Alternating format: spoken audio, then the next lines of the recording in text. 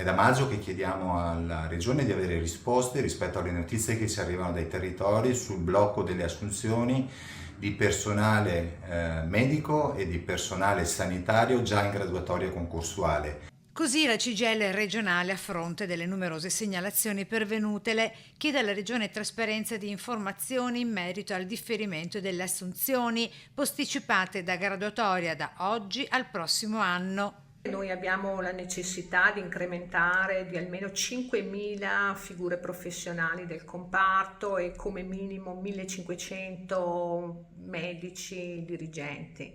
Noi siamo in questa situazione in cui anche gli incrementi che sono stati fatti durante il periodo di Covid purtroppo non sono sufficienti, perché incrementi di personale, perché in parte hanno coperto delle gravi deficienze che noi abbiamo ereditato dal 2019, 18-19 e in parte insomma sono stati attivati anche nuovi servizi dopo il Covid, vedi ad esempio le semi-intensive, che hanno assorbito una notevole quantità di personale. E poi c'è anche la questione salariale. Il Veneto, rispetto alle 21 realtà sanitarie a livello nazionale, nel 2021, ultimo dato pervenuto, si trovava al 15° posto, spiega sempre la CGIL. Nel 2020 eravamo al 14°, ma per una serie di incrementi che la Regione ha fatto legati all'emergenza Covid, mentre negli anni 18-19 eravamo al 16° posto. C'è bisogno di continuare ad integrare il personale con nuove assunzioni, chiede la CGIL, proponendo anche il come.